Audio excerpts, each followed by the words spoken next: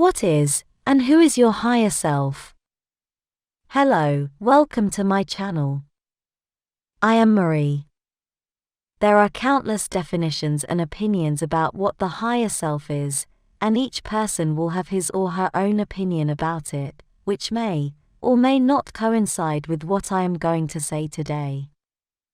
A higher self, as a concept, is extremely complicated, and there may be as many opinions and perspectives to it as there are people, at least those who bother thinking about these subjects.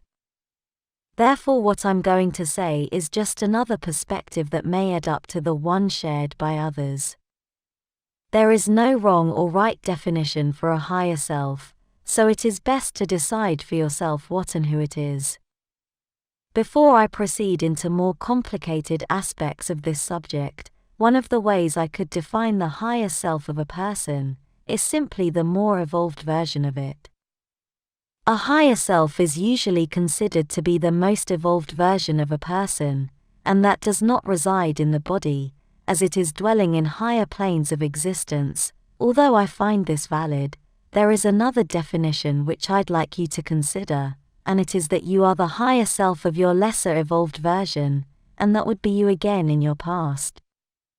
As an example of this, I ask you, how many times have you remembered how stupidly you acted, or how mistaken you were, in one or another situation in your past? We all remember several situations in our past where we would like to travel back in time to kick some sense into ourselves for acting foolishly. When we were back then, when we made all those mistakes we wish we had never done, we acted with the best information we had at our disposal, and to what we thought was in our best interest. It is only now, from a more aware and expanded present version of ourselves, where we have more information, and our values have changed to the point where we feel ashamed of how we were, how we thought and how we acted back then. Therefore, it is useless to blame and feel guilty for things you did when you were 12 years old, when you are now 15, and so on. Or as another example, a man in his late 40s has no use feeling guilty for the silly and stupid things he did when he was in his 20s. The simple fact that the man in his 40s recognizes for himself, and by himself, how wrong he may have acted when he was 26, is enough to see how much that individual has evolved in ethics and spirituality, especially if he is conscious of this fact. Therefore, for all useful purposes, that man in his 40s is the higher self of himself in his 20s. And this would be one of the simplest examples of what the higher self is. In this last example, the man has had a clear ethical and spiritual evolution, but I must point out that many people, if not most, may become stuck in the same level of consciousness, thinking and acting the same way over and over again. In this case, I would say that the non-evolved person in his or her 40s is not the higher self of that same person in his or her 20s, because simply being older is not enough to be considered as a higher self, as that older individual must at least be able to teach life lessons to its younger version. If they are stuck in the same thought patterns as when they were younger, they are not a higher self, as they would only be an older version of themselves, as they would have nothing worthwhile to teach themselves. Now, seeing this from a more expanded point of view, there is a strong temporal and a temporal element when it comes to observing higher selves. Although on Earth, the illusion of linear time makes people believe that it is not possible to coexist in the same realm with another version of yourself, it is not only possible, but part of the facts of life for people who are living outside that highly contained realm, and being aware of this is also part of what it means to live in a higher density, with its resulting more expanded dimensions. As I've explained before, what defines a higher existential realm is not only its higher frequency and vibration, it also means higher awareness, which also means knowing and processing more information in general. Outside Earth, time is not linear, It only is so in certain circumstances and from one or another point of view, depending on the perception agreements of the individual's perceiving time. What I mean is that from a more expanded cosmic point of view, it is perfectly possible to coexist with another version of yourself, in the same realm. In that case, and coming back to my former example, the man in his 40s would be the higher self of the younger and stupider version of himself, even while coexisting in the same existential realm. Yet if they do, they should be considered two people and not one, because they are 2 points of attention of source, in the first place, as you can see two people standing there. And even if the man in his 40s arrived there with his younger version time traveling, he may remember having been that younger version, but the simple fact that he arrived there and interacted with that younger version would inexorably create another timeline with alternate events the man in his 40s would not be able to remember, simply because he comes from a place, a realm where those things did not occur the same way. Therefore, once more, those are two people, and not one. But now let us translate all these situations into higher realms, which are mostly defined by being atemporal, where time is very relative, not linear, and can act in strange ways, always depending on the consciousness that is generating it, and as a perception derived of the inherent ability to be aware of its own existence.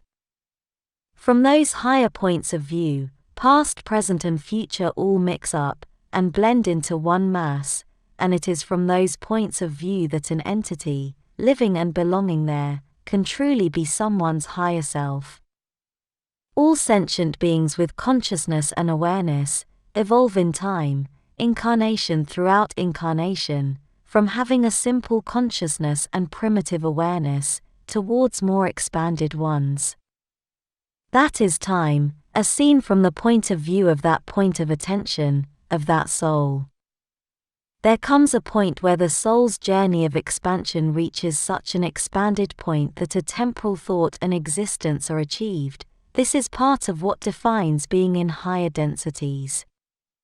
It is from that atemporal level of existence where such a light being is also the simple person incarnated in a biological body in a lower existential realm.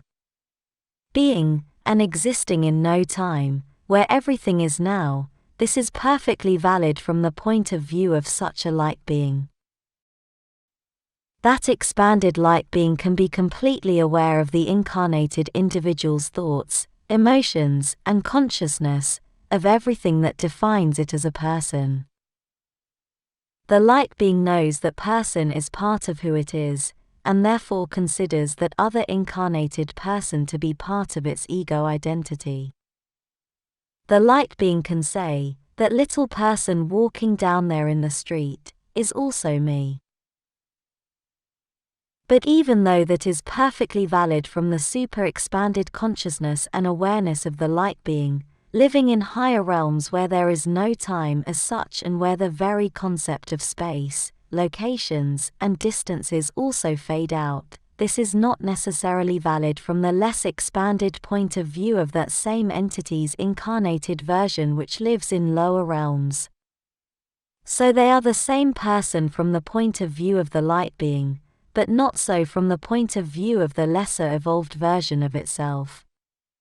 This is why it is highly abusive to use the life experience, the suffering, and the hardship of someone living in a lower existential realm, to expand its own higher self's consciousness, and to further its spiritual evolution.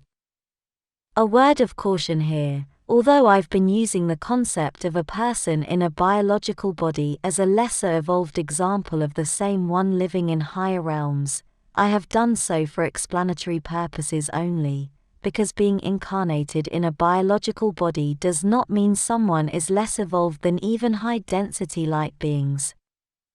Many use biological bodies to work in lower vibration existential realms, as a biological spaceship to be able to exist there, to be able to manipulate things and to enjoy the taste of chocolate.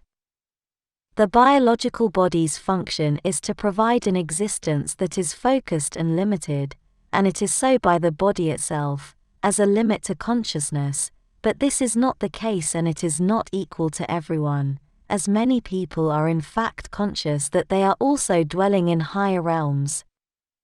Being incarnated in a biological body is no excuse and it is no limitation to be a light being, only ideas and attachments are. This is why I say that you must be the best version of yourselves today, which also means to become your own higher self, so it comes into your life and cleans up everything you know is wrong.